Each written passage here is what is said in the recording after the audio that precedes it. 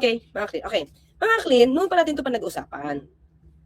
Kung pwede daw ba sampahan ng kaso ang isang vice-presidente, especially si VP Sara. Dahil di ba nagsampa ng kaso itong si Senator Trillanes? Okay? Sa aking palagay ha, sa aking pag-iisip, di ba? Ang sabi kasi, you have to, kasi parang hindi ko si tama ba, ano pa ng Supreme Court Justice Ascuna, na parang you have to impeach an impeachable officer before you can file a criminal case.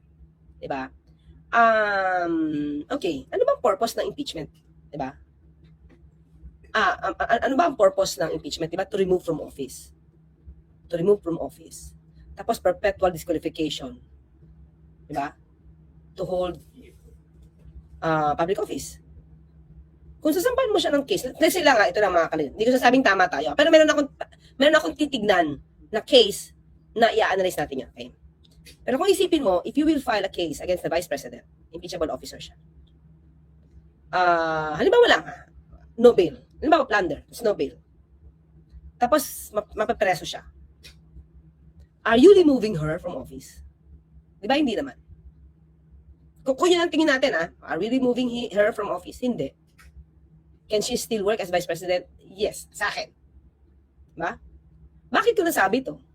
Si Senator Leila de Lima, although hindi siya impeachable officer, but Senator Leila de Lima, Senator Trillanes, nung nakulong, they remained as senators. Still working. Hindi ka na nakakalabas. Diba? So, anong difference nun? Yung si Vice President kasi, ang Vice President kasi impeachable officer. Pero still, you will not remove her from office. She can still work. Iba yung sitwasyon mga clear. Di ba meron ako dati sa inyo na in-explain tungkol doon sa isang deputy ombudsman na nasampahan din ng kaso. Rather, disbarment case. Okay. Sabi niya, impeachable officer ako eh. So you cannot disbar me and you cannot file criminal case against me. Parang ganun yung sitwasyon. Okay? Pero, mga ka-clear, sabi ng Supreme Court, in-example niya yung ombudsman. Ang ombudsman, ang requirement is to be supposed to be a lawyer. Dapat lawyer siya. To be an ombudsman, requirement ang lawyer. Na pagiging lawyer. Diba? So, ito si deputy ombudsman, sinampahan ng disbarment. So, ang sabi doon sa decision na yun, hindi mo, in example mga clear, ang ombudsman hindi yung deputy ombudsman. Kumbaga, ang may kaso is si deputy ombudsman, pero ang in example ng Supreme Court, ombudsman. Okay. So, yung ombudsman daw, ay dahil required siya maging lawyer, you cannot disbar an ombudsman kahit may grounds. Kasi impliedly, indirectly, you will be removing him from the office. Kasi pag hindi ka na lawyer, tinanggal ka na pagiging lawyer mo, hindi ka na qualified to be an ombudsman. Diba? So, impliedly, tinanggal mo, impeachable officer ang ombudsman. So, yun yun, nakuha nyo. Pero ang deputy ombudsman, hindi siya impeachable officer. Diba? Hindi siya impeachable officer. Now, so, sinabi ko sa inyo yung aking diba? Yung aking dahilan kung bakit hindi dapat, bakit pwede, sa akin palagay. It can be, hindi ko pwede sabing tama naman ako or mali ako. Kasi wala pa siyang decision, kumbaga directly talking about the filing of a criminal case against the Vice President. Kasi ang example dito is ombudsman. Pero may case mga clear, ha? Okay, sige. Anyway, i-assume natin ito. Pakita ko sa inyo. Okay, ito. Yan. So, dito sa case na to mga ka-clear, ha? Ito yung sabi ko sa Deputy Ombudsman. Yan, ha? Ayan, o. Office of the Ombudsman, Petitioner versus Honorable Court of Appeals and the former Deputy Ombudsman for the Visayas, Arturo C. Mojica, respondents. Okay? So, dito na babagitin ko anong case. Basta, ang decision dito is hindi siya impeachable officer. Kaya pwede siya sampahan ng kaso. So, kasi hindi siya impeachable officer. Paano kung impeachable officer? Nasaan na ba yun? Yan. Pero kasi dito, mga ka-clear, nasabi kasi dito sa parte na to, the rule that an impeachable, kita niyo ba? Ay, man. The rule that an impeachable officer cannot be criminally prosecuted for the same offenses which constitute grounds for impeachment presupposes his continuance in office. So, dahil dito, kaya bang kasuhan ng criminal case ang VP? Okay? Pero, tandaan nyo mga ka-clear, hindi ba kinasuhan ang si Vice President Leni ng kasong inciting sedition. Hanapin ko lang mga clear. Kaya lang, kasi ang sedition is hindi naman siya no bail. Siguro yun ang pwedeng different. Ayan mga clear. Ginawa ito during the time ni dating Pangulong Duterte. Sedition case against Philippine VP judicial harassment. Okay? Diba? Ito mga clear. Sedition and other criminal complaints launched against Philippine Vice President Leni Robredo and dozens of others for allegedly plotting to destabilize the administration of President Rodrigo Duterte. Sabi, di ba? Pero sinampahan, di ba? Philippines police filed the complaints against the Vice President, 3 oppositions, senators for Roman Catholics. Hindi ko na alam kung ano nangyari dito. Dinismiss din ba to? The timing and targets of this complaint, sinampahan siya, di ba? That an investigation. Okay. So mga clear, ayan na, kasi dito sabi, unlike Duterte, Robredo does not have constitutional immunity. Guevara pointed out. DOJ pa yan, di ba? So yun. Ba, di ba? Yun yung sinabi. So, hindi natin alam kung paano ito iti-take up. Ito pa mga clear, pakita ko. Pero meron pa ako ipapakita sa inyo if ever man na hindi sasampa ng criminal case. Okay, DOJ, kailan to? 2024, November 28. Sabi ng DOJ, only president has immunity from suit. Okay? The Department of Justice said only the sitting president of the Republic has immunity from suit, not the vice president, according to the Philippine Constitution. Totoo naman yan. Maliwanag na maliwanag para sa akin na ang binibigyang immunity from suit ayon sa ating Constitution ay ang Pangulo lamang. That immunity applies only during his term. So, mga ka-clear, ito yung sa atin. If ever, sasampahan ng kaso ang Vice President, let's say plunder. Halimbawa lang well siguro, yun yung pagkakataon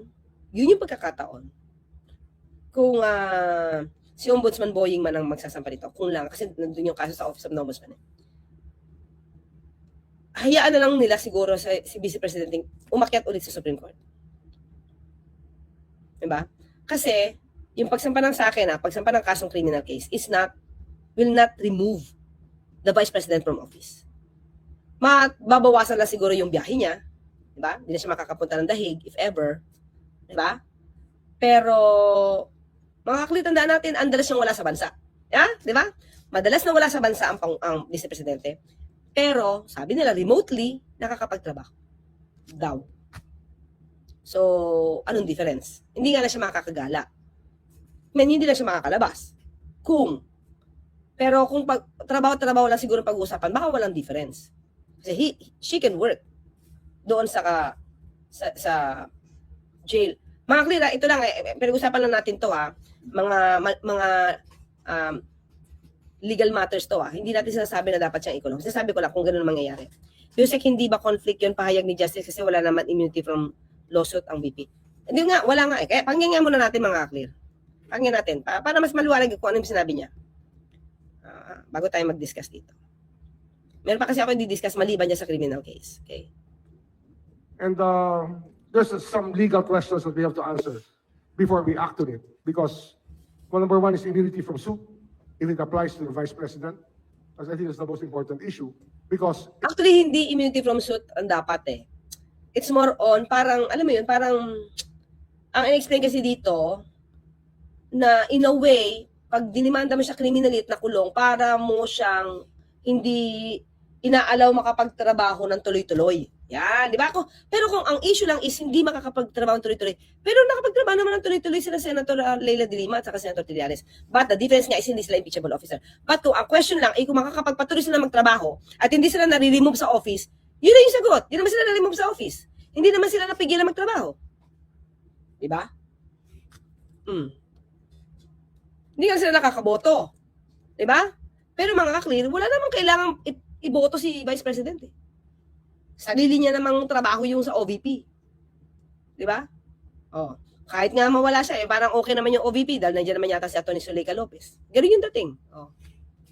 impeachment is the only way to remove a sitting Vice President. Kasi mga ka-clear, yun yung natingin ko because they are referring to the case na binanggit ko sa inyo.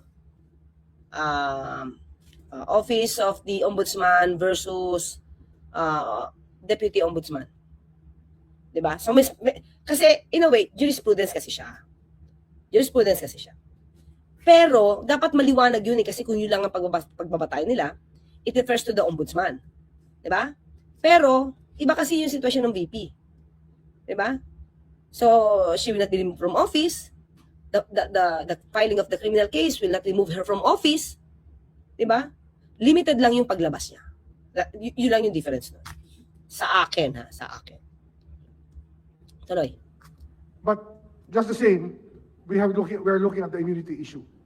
So we're investigating, and whatever findings that we have later on, we will have to submit Yes. to the Totoo naman yan, mga clear, ha? Totoo yan, mga clear. Yung power ng ombudsman, i-clear natin to, ha? Yung power ng ombudsman, unang-una, hindi naman siya pwedeng mag-file ng administrative case. When we are talking about the administrative case, in-explain ko na sa inyo dati to. Yung administrative case, yung matatanggalan sa posisyon, magkakaroon ng disciplinary action, kamukha nung ginawa kay Joel Villanueva. Sinabi natin na ang jurisdiction ng ombudsman pagdating sa administrative case, hindi nila sakop ang impeachable officers, ang miyembro ng Congress, at saka judiciary. So since impeachable officer si Vice Presidente, hindi niya pwedeng sampahan ng administrative case ang Vice Presidente, ipasuspend, kahit hindi yan pumapasok sa kanyang opisina at lagi nasa dahig, halimbawa, lagi nasa abroad. Hindi niya rin pwedeng patanggal sa trabaho as Vice President. Bakit? Kasi exempted siya. Hindi siya kasama. Excluded siya doon sa power ng ombudsman na magsampa ng administrative case sa mga public officials. So maliwanag tayo doon. So definitely, siya mismo, hindi niya pwedeng patanggal si VP dahil kasama siya doon sa exemptions. Diba? Sa exceptions. Yan, sa exceptions. Ngayon, pagdating sa criminal case, doon magkakatalo. Pwede ba? O hindi pwede? Diba? Binigay ko sa inyo yung position ko. Pero, mas maganda yan, kung maiaakyat sa Supreme Court, o sasampa nila ng kaso, let's say ng plunder, syempre magsasampa ng kaso itong si VP Sara para tanungin doon sa Supreme Court. Ganoon na naman. So what do you think? Ano magiging resolution ng Supreme Court? Ayokong sabihin kasi wala pa naman yung case. Diba? So tingin nyo ba mangyayari sa decision ng Supreme Court kung ano nangyari sa impeachment? Hindi natin masasabi. Diba? So basta na, ngayon, nakita natin jurisprudence yung pinakita ko sa inyong case. Pero if it will be put to issue again, since it's a different situation, ipakita nila yung sitwasyon na nakapagtrabaho nga yung mga senador. Hindi naman sila natanggal sa posisyon. So it's also not removal from office. Yung pag-file ng case. Okay, so tuloy tayo. through the impeachment process to the House. And of course, the House will be the one to act on this matter. The other side of it is, if we find that, or there is a conclusion that there's no immunity from suit, we can start filing cases. Ang daw lang, That there's no immunity from suit, Oh. we can start filing cases. okay. So, mamakli naman. Wala pa namang wala pang iniiwang naglabas siya ng suggestion, pero written. Ibig sabihin, okay, we continue to investigate at whatever we will gather from this investigation, we will submit, for purposes of impeachment. Yung sabi niya, kasi totoo po yan. They can investigate mga impeachable officers for purposes of impeachment. Tama siya. Tama po si ombudsman doon. Tama po yan. Sasabit yan.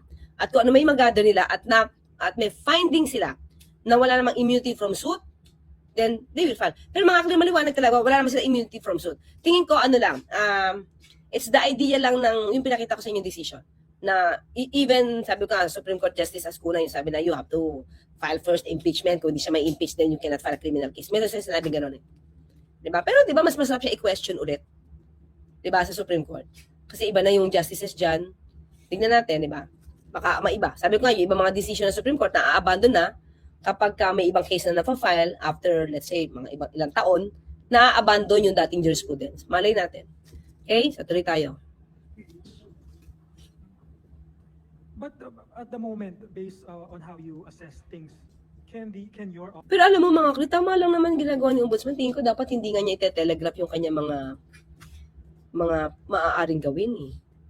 Kasi mas sabihin ng pre-judgment na yun, dapat niya wala eh. Dapat nga mas maging careful si Ombudsman sa mga sagot niya sa media. office? Kasi mate-telegraph yung pwede niyang gawin Oh. proceed? Given those questions, I mean, No, that's exactly what I said. Oh, Um, kaya nga napakamot, explain na nga, tinan mo, oh. but at the moment, based on how you assess things, can your office proceed? Given those questions. O, tinan mo, napakamot. In-explain niya na kasi. Di ba, in-explain niya na yun. Ito maaaring sitwasyon, may issue about immunity from suit, ito pwede, mag-imbestiga kami for purposes ng impeachment, ha? Tapos kapag walang immunity from suit, edi tuloy ang kaso. Napakamot tuloy. no, that's exactly what I said. It's something that we have to think out, thresh out properly, Mm. because immunity from suit is an issue. Oh, yeah. At tingin ko hindi yung immunity from suit. Definitely wala siyang immunity from suit. Only the president. It's if you can file a criminal case na ang magiging result nito is discontinuance, no? Of the officer in the performance of her duty. Yun. Magkakaroon ba ng discontinuance ng pag-perform ng kanyang duty na impliedly para mo siya tinanggal sa posisyon. Yun yung issue dun. Not the immunity from suit. Ha? Whether Kaya lang, correlated kasi, kaya siguro yun sinasabi niya. she is immune from suit, like the president, during her term in office, and just can only be subjected to an impeachment complaint. But we have to remember, there were vice presidents before whose Yan. continuous cases continued while they were vice president. O, yun tama naman siya, di ba? Kaya nga inaaral, yun yung sabi niya sa media. Inaaral nila, kailangan nilang i-weigh. Kasi sayang naman yung effort, di ba?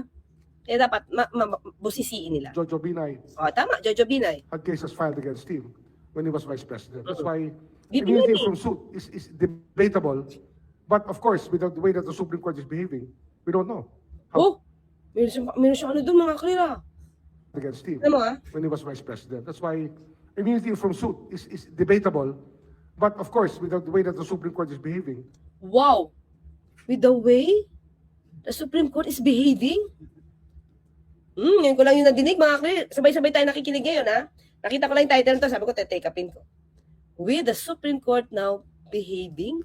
Iba yung mga, ombudsman na, meron kang pasaring, ha? from suit is debatable. But of course, with the way that the Supreme Court is behaving, we don't know how they will treat this matter. Then, wala tayong magagawa dyan, kundi isang pa nila. Sa akin, for me, mga clear, sa akin, the way I see it, hindi pwedeng i-consider siya as immunity from suit. Pero tama si ombudsman, i-weigh things nila. Tapos sabi niya, inakita naman sa Supreme Court yan. Iba yung behavior daw ng Supreme Court ngayon. Si ombudsman talaga, oh. Sige. Because remember, the impeachment cases in the Supreme Court, the reasoning in the first resolution and in the motion for reconsideration Oh, naku. were very different, but the result was the same. It was not to allow impeachment. Oh, nako. May pasabog pala dito si ombudsman, mga clear. Hindi ko na nakita kaagad. Meron pa siyang pasabog dito. Diba, parang ang dating is, yung decision daw sa Supreme Court, sa pinaka-main case, and then after that, nag-motion for reconsideration, different, pero isa lang ang result, not to allow the impeachment. Meron siyang, parang hindi magandang naranasan sa Supreme Court, ha? Tapos tumiti pa. Tinan nyo naman, mga kaklit talaga to si ombudsman. So ultimately, I'm just trying to imagine the things, Ombudsman. So it's possible that, just in case you proceed, and then at the same time, somebody will challenge your action, bring it to the Ang kulit ng reporter. So, does it mean you will proceed? Inaaral pa nga! Exactly. Okay na siya. That's what we expect to happen. It will get there when the time comes. Okay. Thank you, sir. Thank you. Ganda lang yung tinis niya. But anyway, mga creator, ito yan sa atin. Tama. Diba? No, may issue about the alleged ill-gotten wealth. The alleged ill-gotten wealth. Si VP Binay. I-assume natin na hindi nasasampa ng criminal case. Ha? Baka nga naman Supreme Court, iba na naman ang maging desisyon. Diba? You can still, siguro hindi ombudsman. May kasong plunder, diba? May kasong plunder. Sinampa ni Civil Society Group at nitong si Trillanes. Senator Trillanes. Meron na, di ba? Kaya nababagalan itong si ombudsman sa AMLAC because AMLAC can file a case ng forfeiture of ill-gotten wealth kung may ill-gotten wealth. Sa bagal nila, baka wala. Kung meron na, hindi ko inasyon na may ill-gotten wealth. Kung meron, baka natakbo na. Wala na. Diba? AMLAC can do that. They can file civil cases. Mga ka-clear. Ha? Pagka-freeze ng assets, let's say relatives nila, dami sila, mga bank accounts nila, they can file a civil case for forfeiture of ill-gotten wealth through the Solicitor General. Diba? So doon, mga ka-clear, hindi yung criminal case. So they cannot invoke na impeachable officer to. Kasi that's a civil case. Pero kahit papano, kung meron man ill-gotten wealth na kayo ay binibintang, dapat si AMLAC nagtrabaho na. Way back. Diba, Sentry? Ombudsman. Diba? Na mga kakli, diba? Tayo, nag-explore lang tayo ng ideas, Nag-explore lang tayo ng ideas. So, yung maaaring legal action, calling. Sa akin, mga kakli, hindi lang si kay BP Sara to, Hindi na to para kay BP Sara. Sana, kung masipag ang AMLAC, mas sipagan nyo pa. Kung mabilis ang AMLAC, mas bilisan nyo pa. Kasi baka pag lingon nyo, wala na yung ari Wala na yung pag-aari. Wala yung asset.